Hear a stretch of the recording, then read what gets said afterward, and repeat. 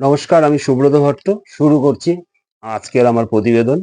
তৃণমূলের মিথ্যাচার নিয়ে আর কি বলবো? নেত্রী সবসময় বলে বিজেপি এলে মাছ খেতে দেবে না, মাংস খেতে দেবে না। কিন্তু আচ্ছা বলেন তো এরকম নেত্রী দেখেছেন? এত মিথ্যে কথা বলা নেত্রী দেখেছেন? আমি দেখিনি কিন্তু।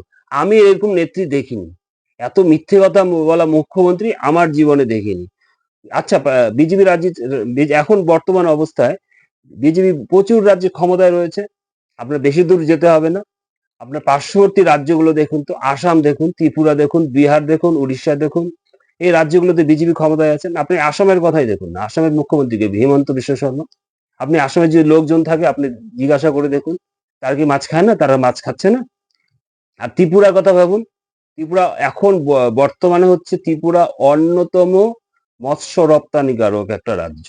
তারা কি মাছ খায় না? মাছের বিভিন্ন রকমের মাছ উৎপাদন হচ্ছে তাই সেখানে। বিহারকে দেখুন, বিহার কি মাছ হয় না? বিহারের লোকজন মাছ খায় না? তারা মাছ খাচ্ছে। বিহার কি সে বিজেপি শাসিত রাজ্য। উড়িষ্যায় দেখুন বিজেপি ক্ষমতায় এসছে, বিজেপি শাসিত রাজ্য। উড়িষ্যার লোক কি মাছ খায় না? এত মিথ্যে কথা আমি দেখিনি এর কাউকে বলতে। মানে ওনার চেয়ারটার প্রতি সম্মান জানিয়েই বলছি, এরকম মিথ্যে কথা বলা মুখ্যমন্ত্রী আমার জীবনে আমি দেখিনি। ভারতবর্ষের কোনো রাজ্যে এরকম মুখ্যমন্ত্রী আগেও ছিল না, এখনো নেই। কত বলবো এদের কথা? প্রতিটা স্টেজে উঠে ওনার বডি ল্যাঙ্গুয়েজ দেখেছেন? যা ইচ্ছে তাই ভাষায় গালাগালাই। হ্যাঁ, বিরোধী রাজনৈতিক দলকে বিভিন্নভাবে কাউন্টার করবে। তার অর্থ এই মিথ্যে কথা বলবে? বডি ল্যাঙ্গুয়েজ দেখেছেন? উনি প্রধানমন্ত্রীকে কি বলছেন? যা ইচ্ছে তাই ভাষায় অপমান করছেন। স্বরাষ্ট্রমন্ত্রীকে কি বলছেন? হোগল কুতকুত। এটা কোন ভাষা? এটা একটা মুখ্যমন্ত্রীর ভাষা? মুখ্যমন্ত্রী এই ভাষায় কথা বলবে? হ্যাঁ? পরবর্তী জেনারেশন লোকজন কি শিখবে? আর কিছু লোক ওনার পিছন তাও দেখি বাহ! তার চটি চেটে যাচ্ছে কিছু লোক। অদ্ভুত রকমের মানুষের চিন্তা ভাবনা। অবাক হয়ে যায় এদের চিন্তা ভাবনা, এদের রুচি দেখলে। উনি প্রকাশ্য স্টেজে উঠে দাঁড়িয়ে এমনি উনি উনি কিন্তু সাধারণ লোক না, একজন মুখ্যমন্ত্রী। প্রকাশ্য স্টেজে দাঁড়িয়ে উনি সব দেশের মাননীয় স্বরাষ্ট্রমন্ত্রীকে মানে খুব বাজে ভাষায় গালিগালাজ করে ফেললেন।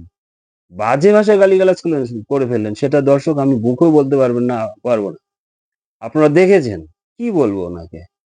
তারপরেও লোকের যদি শিক্ষা না হয় এসব দেখে তাহলে আর কিছু বলার নেই। আর কিছু বলার নেই। বাংলার মানে অবস্থা শেষ। মানে জল কিন্তু মাথার উপর দিয়ে বইছে। এ যদি না যায়, না সরে, অবস্থা শেষ বাংলার। বাংলার অবস্থাই শেষ। কেন্দ্রীয় সরকারের রেশন উনি বলবে উনি দিচ্ছে, মিথ্যে কথা। ওনার নামে চালাবে। কেন্দ্রীয় সরকারের হচ্ছে আবাসন প্রকল্প যেটা, প্রধানমন্ত্রী আবাস যোজনা, সেটা ওনার নিজের নামে চালাবেন। বলে আমি দিচ্ছি, বাংলার বাড়ি। ওনার নামে চালাবে। উনি বলবে বালুর মতো লোক হয় না, বালু খুব ভালো ছেলে। পার্থদার মতো লোক হয় না, পার্থদা খুব ভালো ছেলে। অনুব্রতের মতো লোক হয় না, অনুব্রত খুব ভালো ছেলে। এরা হচ্ছে তৃণমূলের সম্পদ। কি বলবো? তৃণমূলের সম্পদ। প্রত্যেকটি মিটিং এ ওনার বডি ল্যাঙ্গুয়েজ বলার মতো না, খুব বাজে ভাবে। আবার কিছু লোক এর মধ্যে হাততালি দিচ্ছে। কেউ বলছে না ওনার পার্শ্বচররা, দিদি এভাবে বলবেন না। কেউ বলছে না। কি বলবো ওনাকে? ওনার যেমন পিসি তেমন তার ভাইপো। যেমন পিসি তেমন তার ভাইপো। সে বলছে কি? হ্যাঁ, মানে বাংলার মা বোনদের সম্মান ৩,০০০ টাকায় বিক্রি হবে না। এটা কোনো ভাষা হলো? এটা অনুদান কেন্দ্র সরকার থেকে দেবে, ভাষা হলো? ওরা কিন্তু দিচ্ছে ১,৫০০। কি বলবো? মানে বুদ্ধি-সুদ্ধি কবে হবে? কি কথা কোথায় কি বলতে হয় কিছুই জানে না, বলে ফেলছে। মানে এদের না অবস্থা, এরা বুঝতে পেরেছে যে আমরা হারছি। আমরা হারছি, এরা বুঝে গেছে। ওইজন্য মানে পাগল করছি। কি করব? কি করব? মানে কি বলবো কি? আর এই যে বিজেপি যে লাস্টে ইশতেহারটা প্রকাশ করলো যে ১৫ খানা, তাতে তো ওরা আরো মাথা খারাপ হয়ে গেছে যে কি হবে? কি হতে চলেছে? পারে শুধু বিশেষ সম্প্রদায়কে তোষণ করতে। আপনি দেখুন, বিজ্ঞান চর্চায় এদের বাজেট ছিল ৮২ কোটি। ভালো করে শুনবেন, বিজ্ঞান চর্চায় এদের বাজেট ছিল ৮২ কোটি। উত্তরবঙ্গ উন্নয়নে সেখানে হচ্ছে ৯২০ কোটি। আচ্ছা, ২০.১৩ কোটি। আর ইন্ডাস্ট্রি, কমার্স অ্যান্ড এন্টারপ্রাইজে হচ্ছে ১৪৮৩ কোটি। ভালো করে শুনবেন, এটাতে হচ্ছে ইন্ডাস্ট্রি, কমার্স অ্যান্ড এন্টারপ্রাইজে হচ্ছে ১৪৮৩.79 কোটি। সেক্ষেত্রে মাদ্রাসায় ৫,৭১৩.৬১ কোটি। কেয়া বাদ।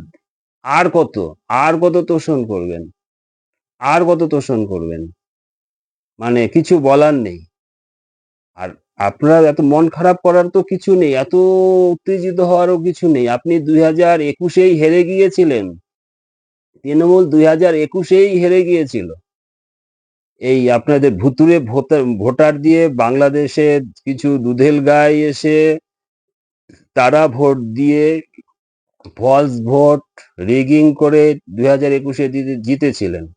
কারণ বিজেপি ৭৩টা আসন পেয়েছিল আর আপনার ৯০ খানা না ৯৩ খানা আসনে বিজেপি হেরেছে প্রায় ১,০০০ এর আশেপাশে। ৮০০, ১,০০০, ১১০০, ১,০০০, ১,০০০ এর আশেপাশে। তাহলে এই ১,০০০ ভোট এমন কিছু না। এবার এসআইআর এ কি হয়েছে? ৩০ থেকে ৩৫,০০০ এভারেজে প্রত্যেকটা আসন বিধানসভায় নাম বাদ হয়ে গেছে। মৃত ভোটার, ট্রান্সফার ভোটার, দুধেল গাই মানে বাংলাদেশ থেকে আগত দুধেল গাই, যেগুলো আমাদের দেশেরই না, তাদের নাম বাতিল হয়ে গেছে। প্রায় ৩০ থেকে ৩৫,০০০ করে পার বিধানসভায়। তাহলে থাকলো কি? আর বিজেপি হেরেছিল এক ১,০০০, ১১০০, ১,০০০, ৮০০ এরকম ৯৩ খানা আসনে। তাহলে ৭৩ আর ৯৩ কত হচ্ছে? ৭৩ আর ৯৩ তে কততে হচ্ছে? কতটা হচ্ছে? হুম? তাহলে আপনারা তো এমনিই হেরে গিয়েছিলেন তো। এমনিই হেরে গিয়েছিলেন তো। ৪০ ক্রস হয়ে যাচ্ছে। ওই ২০২১ তে হেরে গেছিলেন। ৫ বছর তো বোনাস থাকলেন বাবা। আর কত? এবার মুক্তি দিন না বাংলাটাকে। বাংলাটাকে মুক্তি দিন। মানুষের বেকার ছেলেমেয়েগুলো কাঁদছে। ওদের কাজ-বাজ কিচ্ছু নেই।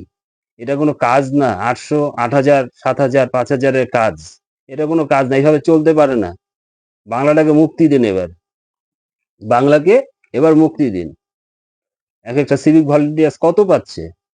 আর টিচার্স নেই। কোনো স্কুলে টিচার্স নেই।